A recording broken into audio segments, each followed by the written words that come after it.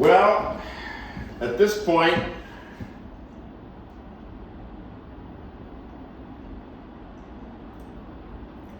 Grubhub's coming in a second, so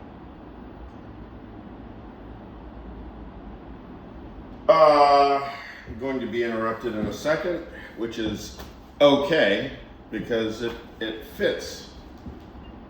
It fits the theme. My intellectual influences. Volume 1. Maybe I can do it all at once. I don't know. I can cover a certain amount of ground.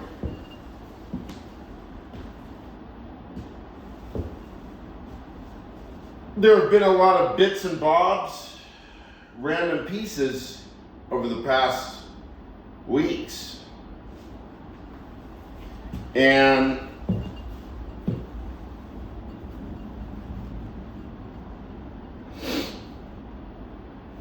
what seems to happen is that very few people, even people that I'm very close to,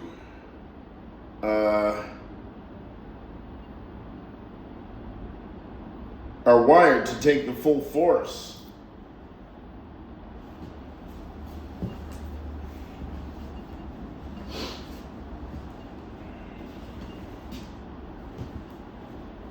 of how I talk.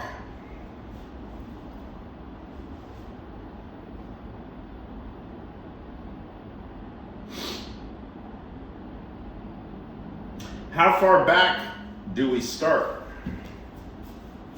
Well,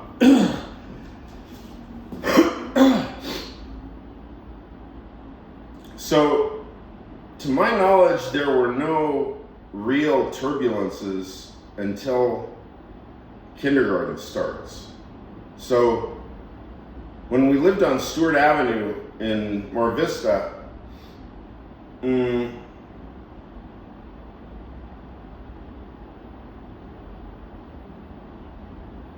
my mother was just telling me yesterday,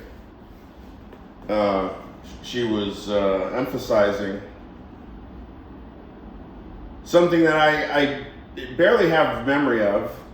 I do have some memory. The neighbor next door, they had like a castle, and it was a big property. And I used to go next door, and I remember it was like I was on our front lawn, and I would expound oratory. This is right before kindergarten. So, and the guy that owned the castle, I guess he really was trying to encourage my mother to get me into show business, but and I did do some acting classes and stuff, but I never really took to it. You know, you got to be shown something, and you not only like it, it has to click. So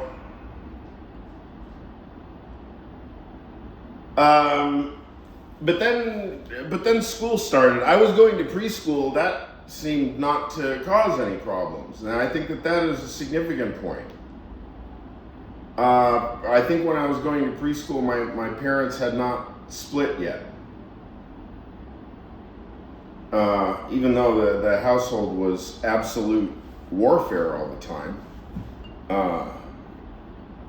Not physical violence, just screaming. So much screaming. It was impressive that there was no physical violence with that degree of screaming. Well, if you mix maybe Liz Cheney can vouch for this. You mix a cowgirl with a Southern European, sparks are going to fly.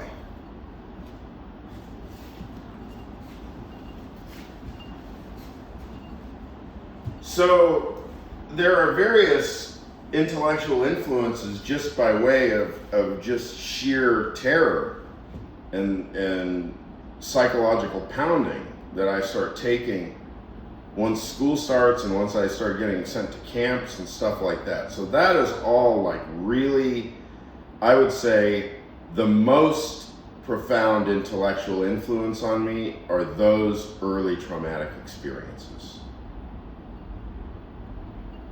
of being, and then the doubling effect is carried forward. So as it turns out, my home environment growing up with my mother tends to be, you know, something like normal life. I mean, it seems more to resemble the life that one sees adults living on television, for example.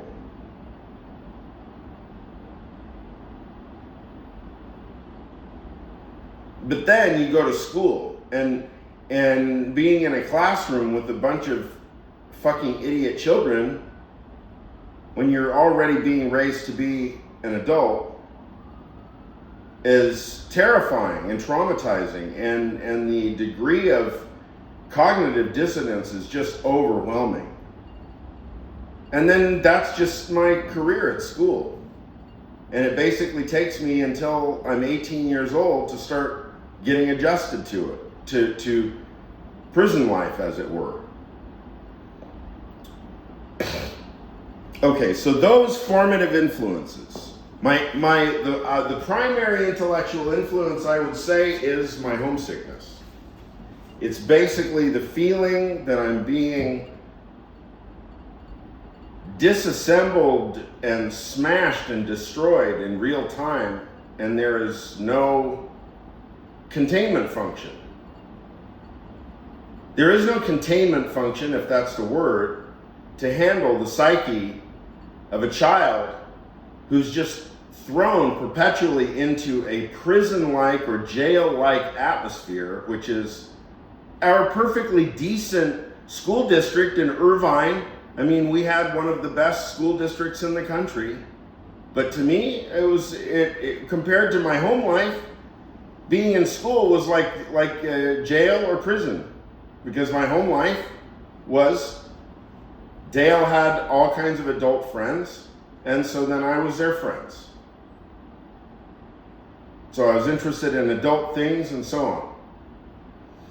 So once puberty starts happening, then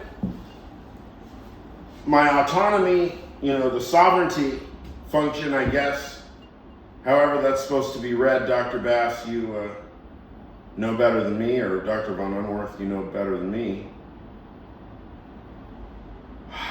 Or Jupancic, or Cordella, or Kamuff, or any of y'all, Bennington, Anders, Prager, Buse. Containment function, something like that. So in the absence of a containment function, that is the picture of profound intellectual influence that then, once the testosterone explodes,